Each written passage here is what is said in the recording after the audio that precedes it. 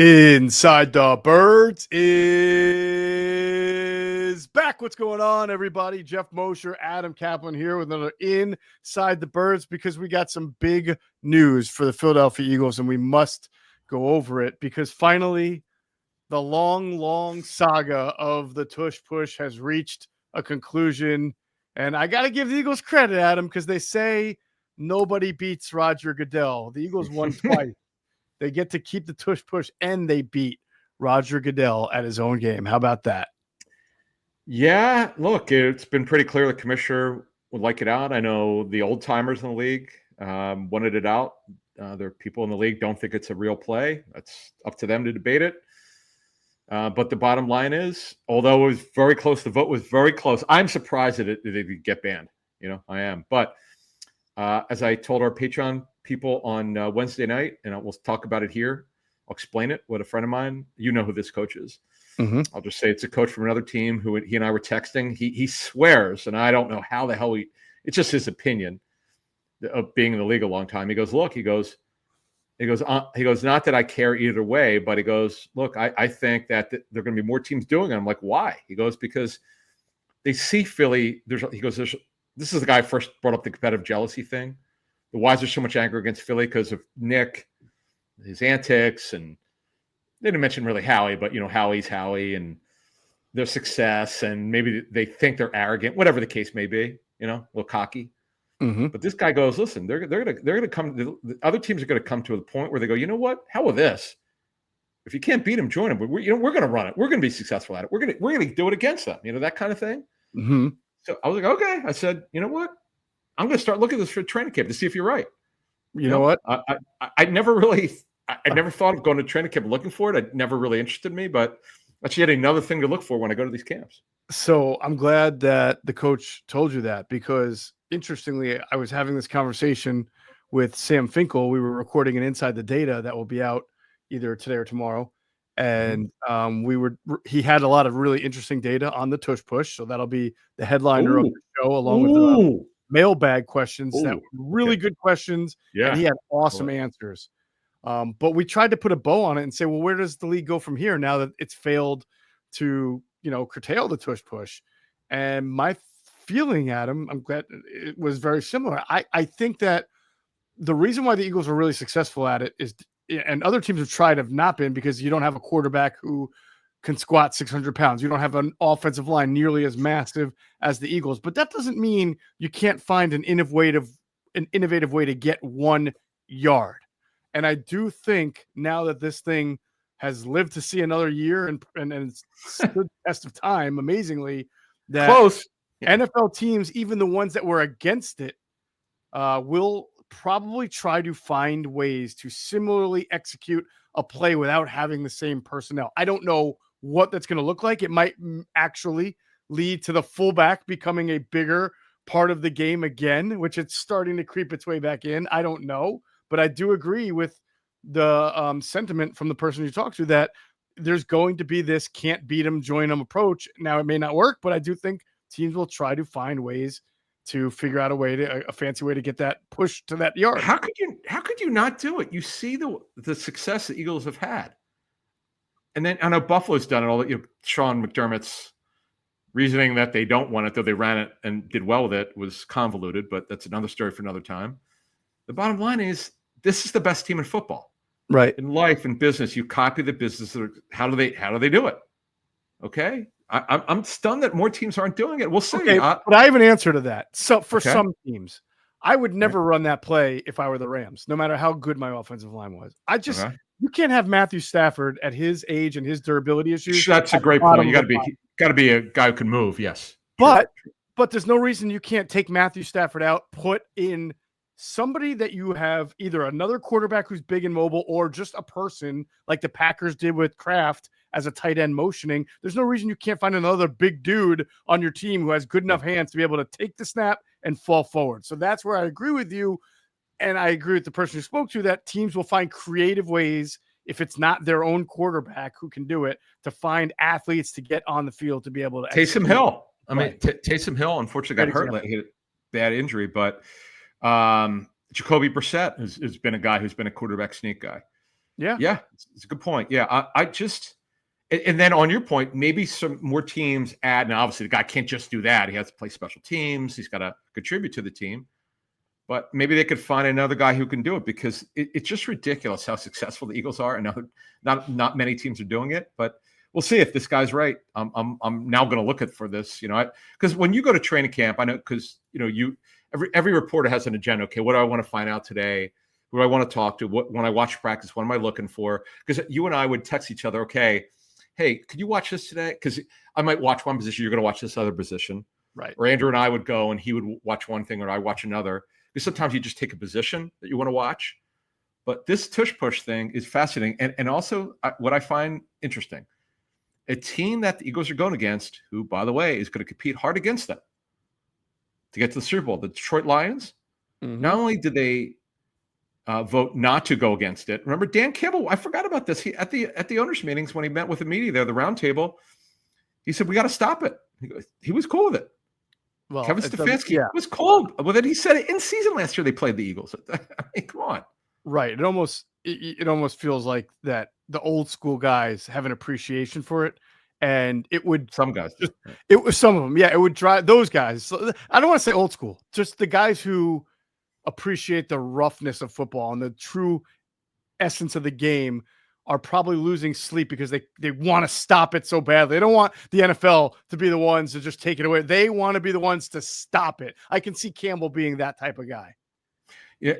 Well, it's funny because you used to love the introductory press conference, the biting the kneecaps thing, whatever the hell it was. Yeah. Which I thought you felt like a lot of people across the country thought it was ridiculous. And you know what? He's, and by the way, it's funny. He believes in data and analytics and throwing the football, but he wants to be physical. It's just funny how that works out. You could do both.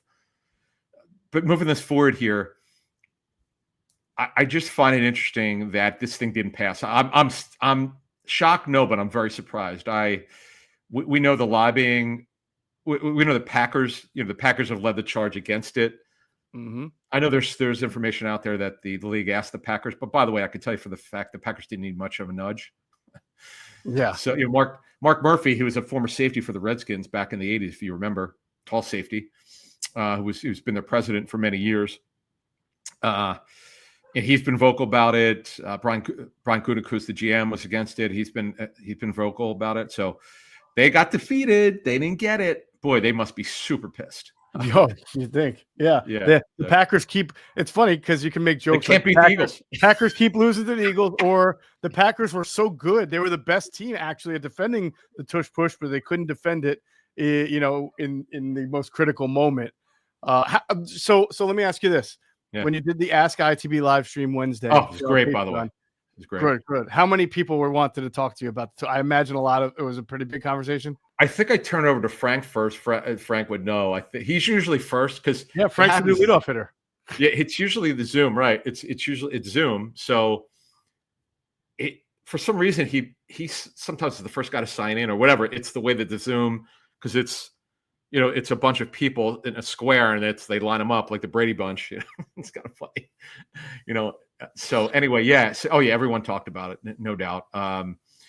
I got a mixed review, and we'll talk about the Hard Knocks in a minute. I think that's really cool too. We'll get to that. But the tush push thing, it's going to be here to stay, and it's going to be cool because I'm going to look at. So I have we're going to talk about the odds next week on the divisional odds, and the NFC East over/unders and divisional odds and Super Bowl odds and so forth. I actually wrote them down before the vote was announced. Mm-hmm. I want to see if they moved, if the Eagles are even a bigger or stronger favorite to get back to the Super Bowl to win it. I know this one. I'll give you a little hint. The Eagles are picked by most books to get back and win it. They've got the shorter odds. Wow, that's incredible. Yeah. I do believe I saw that odds for or over-unders on Jaylen Herz touchdowns went up because of the keeping. Ooh, yeah. We're going to do them. Yeah, because my favorite one last year is I was off in the week, but I was right about it. I said to Scott Farrell on Sports Grid, because the over-under was 1,002 yards. I said, Scott, if he's healthy, he'll have it by week 15. I think he might have had the 1,000 on like week 7. I don't know, week 8. By week 5. Yeah, what it was. Yeah, but it's just funny. And then what he did. So the books got cleaned up. They got taken to the woodshed on that one. So we'll do the fantasy props too. We'll go over them, which we love. And Yeah, I'm interested, but boy, with this, people love Sam's stuff. We gotta look and have him do the fantasy props too. Does he play fantasy? I will ask him. We will get him involved if he does. Yeah, awesome. So I was just asking about the Ask ITB live stream. I thought it would be a very big topic of conversation. Oh, they're thrilled. They're loving it. That's another reason you got to get in. You got to be part of our great Patreon community to do these things with Adam and get the intel early. And myself and Andrew DeCecco actually told me he wanted to start jumping on with you. Oh, awesome. So yeah. Oh, they love it. In fact, I turn over to him. There's sometimes 20 minutes. I don't say a word. He just takes over. It's great. Yeah, it's great. And by the way, it's the only place that you and I answer questions. So I know Andrew has his own mailbag, but if you want to get access to Geoff and I and the high level super stuff, I mean, you find out about stuff that's coming down the pipe. We give you little hints. We do what we can for the folks. We love you guys who are with us every week. It's fantastic. We have a really cool crowd. Sometimes we're drinking beer in it. We're gonna have some happy hours, man. We did stuff. Actually. I won't say the guy's name, but it was cool. He goes, "You mind if I drink?" And I go, "Absolutely, go ahead, man." We did for the Super Bowl pregame. Yeah, that's right. It's great. All right. So to get in, that's patreon.com/InsideTheBirds. That's how you do it, folks. Patreon.com, Inside the Birds. Best money you'll have ever spent in your life. It's not even that much money. And all shows, we should remind you, are commercial free. That's another big perk of being a Patreon tier 2 or tier 3 member. And of course, you get access to our great Discord community too, which is really fun for when there are games or live events that we're always in there chatting it up with the people.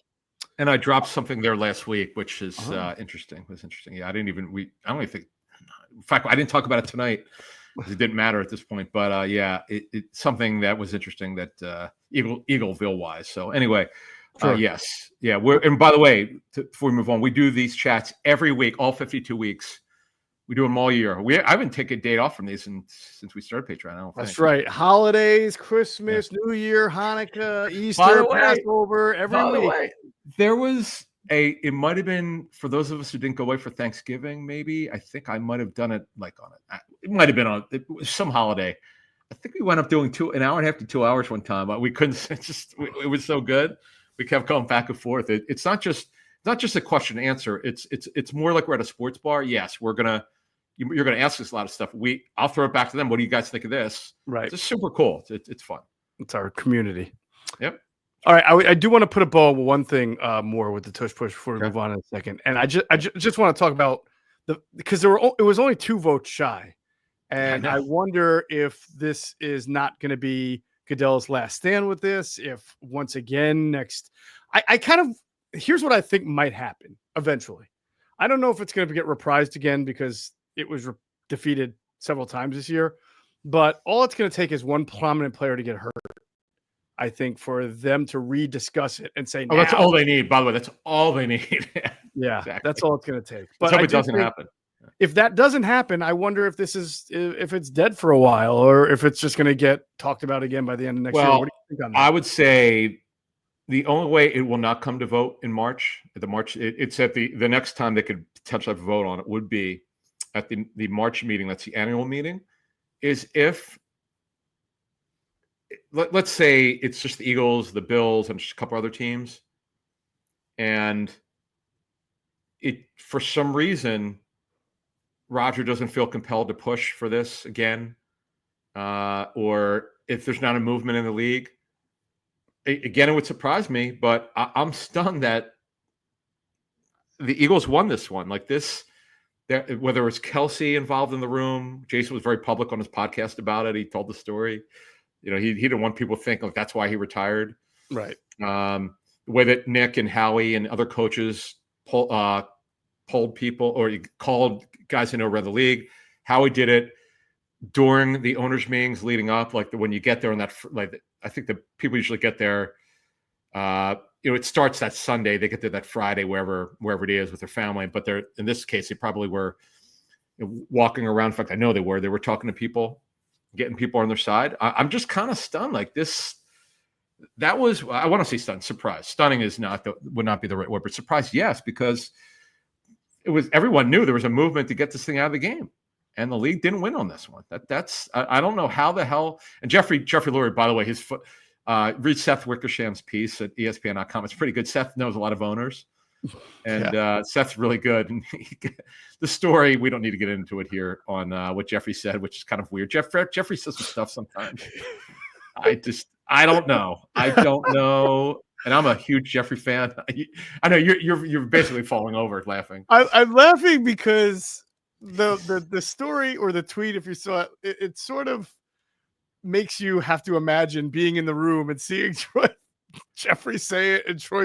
He is. So I don't know if it was worthy of being scolded for, but I do think you could say, could you find a better analogy or a little exactly weird? It's so unorthodox. Like, could have you picked a better analogy? Bet phrasing could have been.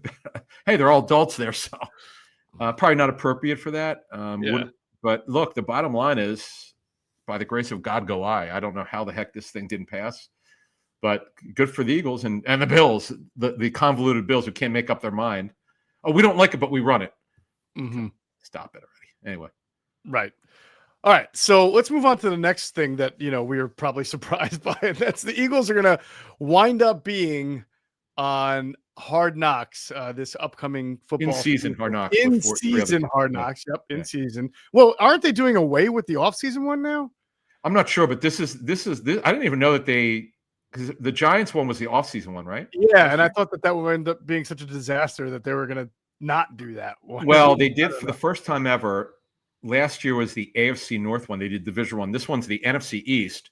Mm-hmm. So the 4 teams are going to do it. They're going to start running them in December. So that means, I'm assuming September through mid to late November, they'll be taping footage, and then they're going to run them in December. I think it's cool. I don't know I didn't see the AFC one last year, but what I was saying in our Patreon live stream on Wednesday was, I think it's great because, and look, Joe Shane, I know people think he embarrassed himself. You know what? I give him credit. I give the Giants credit for, I know it maybe didn't look good what happened with Saquon, but it brings people behind the scenes. Whereas in training camp, it's so cleaned up. And they don't show what they first did when the Ravens did Hard Knocks. Oh it was so good, unbelievably compelling in 2000. Mm-hmm. But then they really cleaned it up. They didn't give you a lot of inside stuff. The free agency meetings that Joe Shane had with Daboll and John Mara, it was unbelievable. I love that the fans got to see it. This stuff is real, man. Like, that's what I want the fans to see. So that when you it's why we started this thing 8 years ago. We want you guys to understand, like, this stuff's real. This stuff goes on. We're not making it up. Like, they have real conversations. Sometimes they're tough. Sometimes they're wrong, by the way. But It's good to see that. I think the Eagles would actually be, and we know that they're reluctant to do it. They don't like that kind of added publicity, but they would actually be a really good Hard Knocks team because of the personalities of Howie, Nick, Jeffrey, who's very involved and is liable to say something that's really weird. I don't know. Yeah, I don't know that. I wonder, because Howie and him talk every day. I wonder. He would see if he gets on there. Sure that they would be sent. They would be. Yeah, he wouldn't be showing up in that. All right, over under. How many times is Big Dom on it? Oh, that was the last guy I was going to go to. You don't even have to. The Eagles have boring players, to be honest with you. You don't even now that Slay is gone, they have almost nobody with a big personality. Right. So I think that the majority of Hard Knocks Eagles would be Dom, Howie, and Nick. Absolutely. Nick's got some juice. Right. Well, you know what? Stout's got a great personality. Stout's really funny. Well, he's not a player. I meant coaches, and I don't think anybody in the players have. So players. Yeah. Lane maybe. AJ's good. AJ's funny, but he's not. I'll tell you what. Well, I think AJ would not want to be that kind of guy in front of those cameras, though. I don't know if he would be, but Jordan Mailata would. Jordan might sing in the locker room. Lane. I don't know about Lane. Goddard. No, I'm thinking the veterans. I mean, think about the fact that we're struggling to really. Jordan Davis is. He does speak a lot. I know he likes talking. Yeah. But you're right. Yeah. I would say Quinion's not a real talker. No. Like the Coop, the Exciting Mics and their new show. Good for them. Him and Coop. But they're star players like Jaylen Herz and Saquon Barkley. Maybe Saquon will Probably talk. not Yeah, going to be like outstanding right, personality. right. They're kind of boring. Yeah, as Yeah, Nick says. Nick says it. We're boring. He's right. yeah. They are boring. They could get a great Godfather thing going on with Dom and Patullo and Nick Sirianni, and like Howie could be like the Tom Hagen. Tom Hagen. For the youngins who don't remember that was Robert Duvall in Godfather. Right. With Tom Hagen. Good call by you. Wow, I didn't. And he wasn't Italian, right? That's why he wasn't. No, he wasn't. And Yeah, I know Italian. exactly. Right. So yeah, I can't think of any players who are so out there like Slay was. Obviously, C.J. Gardner-Johnson being traded. Oh, he would have been perfect. That's what I'm saying. Yeah, if they had Slay and CD, it would have been Hard Knocks would be with the Eagles would be unbelievable. Yeah, and see now this is happening. I'm gonna have to go back and watch. See if I'll go on YouTube and watch the AFC North one. Mm-hmm. See if there's anything interesting. But it's cool. I mean, it's something to talk about. And I remember talking to Paul Gunther, the former Raiders defense coordinator. I think he's at UNLV, by the way, as a defense coordinator with his buddy. Did Dan Mullen get that job? Someone he knows got that job. He might have. I'm not sure. That would be interesting. Wow. Okay. Yeah. So I remember Paul saying, "Yeah, we were really worried about it." He goes, like after a week, he said he didn't even notice that they were there. Like they're part of the whole group. They're not going to embarrass them. Mm-hmm. And they had Final Cut. I mean, they had whatever. If they didn't want something on, they wouldn't get on there. But they didn't care. Like initially, they did. It said they were very worried because they want to be able to be themselves. And if you can't do that, you can't have the cameras in there. But once they got over it, he said they didn't even notice they were there. They would talk to the guy off camera. They didn't care. It was no big deal to them. So we'll see. It adds a little layer to the season, though. One could make a joke at him that the Giants clearly didn't realize the cameras were there for some of the things that they said. And they're back on it. Yeah, geez, they're back on it. Yeah, Joe Shane will probably have his buttoned up like a tape over his mouth. Scarred for life, exactly. But John Maurer is great. He was great on that, by the way. It was fantastic. So the structure is a little different, right? Because they're doing it with the division, the NFC East. But don't they also feature the training camp, as you mentioned, with the Bills, right? So it's sort of like a split thing. Listen, I got to be very transparent. People will be upset with me probably. I don't watch Hard Knocks, so I don't really get. I do. I don't know the structure, so that's why I'm asking you. Will it be Bills for a couple of like 7 weeks of like camp, and then it goes right into NFC East? Well, but again, so what they're going to do is they get there for the first day of training camp until the end, and then they'll end it. And then what they're going to do is they're just going to have a camera because they're doing 4 teams. They're going to round up the tape and they're going to start running them. At least that's what the release said. They're going to run them in December. I'll double check that, but I'm not reasonably sure that's what it said.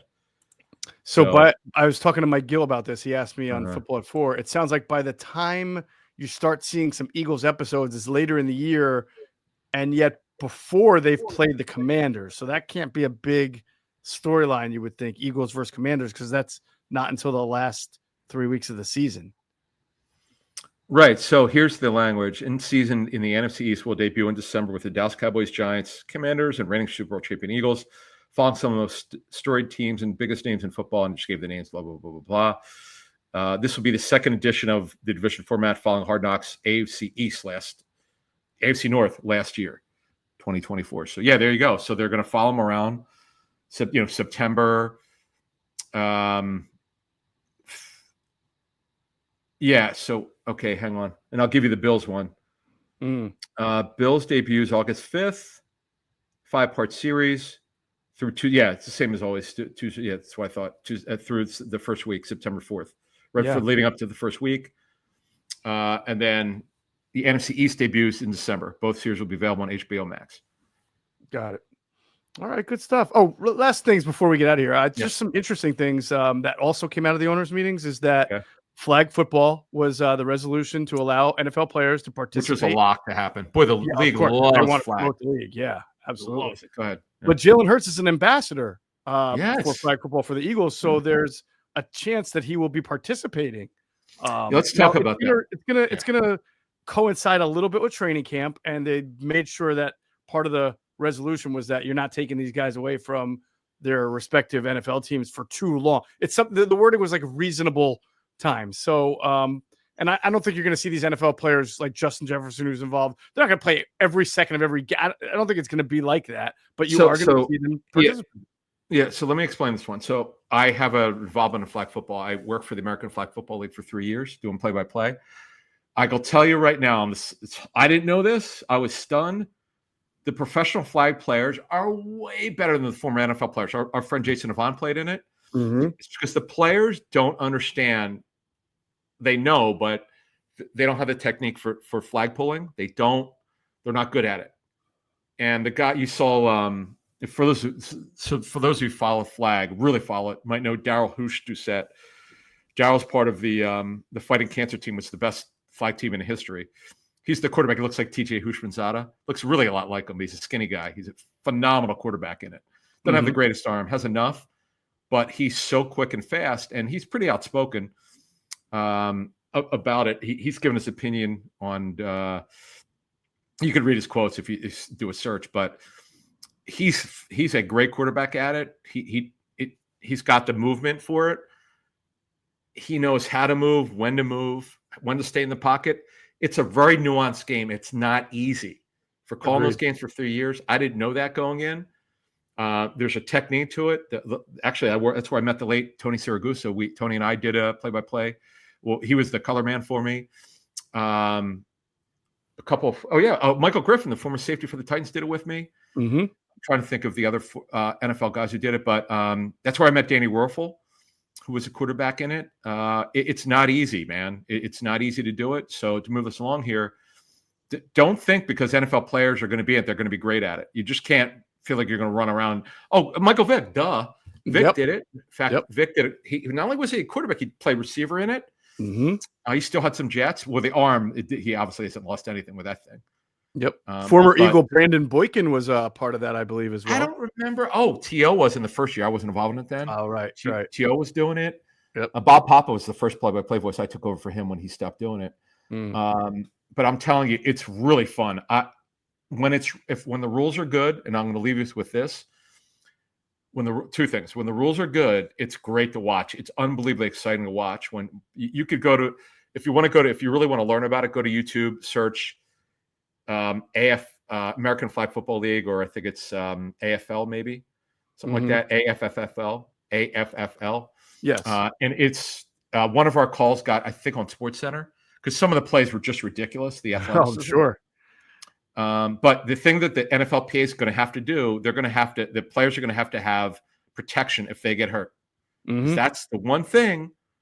I saw some serious injuries happen when guys were diving because they're told not to do that, but they can't help themselves. They're athletes. You can't really rein people in if they want. This is what they do. They play football, but they're going to have injury protection.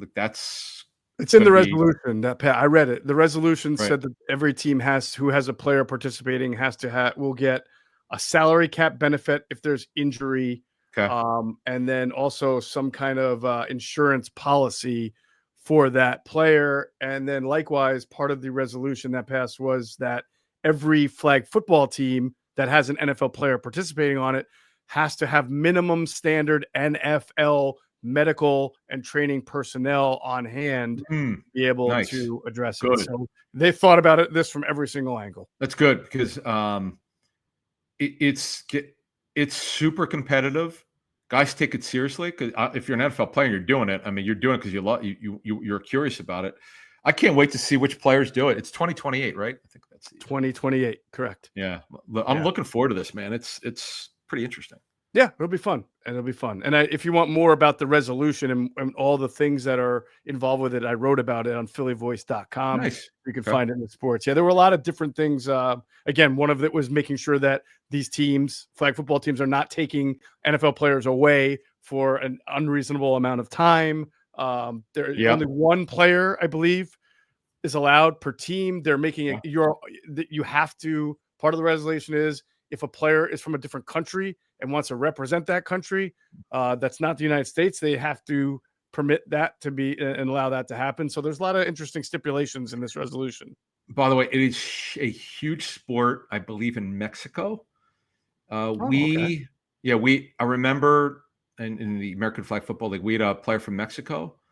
and the views on YouTube were ridiculous for it. And it was an international player, and you bring guys in from other countries, they're people want to support them. It's true at flag. I did not realize. I played it as a kid. Mm-hmm. I stopped playing it in my 20s. I played in high school. I had no idea how, if it's with the right players, how high skilled it is. Mm-hmm. Maybe we'll talk about it again since you wrote a piece. Maybe we'll in the coming weeks. I'll get the list of. In fact, maybe we'll have Avant on to talk about. Jason will remember this because he got gassed. He played offense and defense. I remember him being real tired because I asked him. I think, what do you think? I remember him being really tired because they, in the American Flag Football League, they make most players, not all, but a lot of them have to play both offense and defense. Man, it's a lot, man. You got to run. And they play the whole field. By the way, they don't play a modified field. They play all 100 yards. Oh yeah. No, it's going to be fun I think for people who love the Olympics, even if the NFL players were not involved, I think that they would absolutely love just watching flag football because it's very fast paced, very exciting. My nephew plays it, so I watch him locally. It's fun. It's a fun game. One more thing.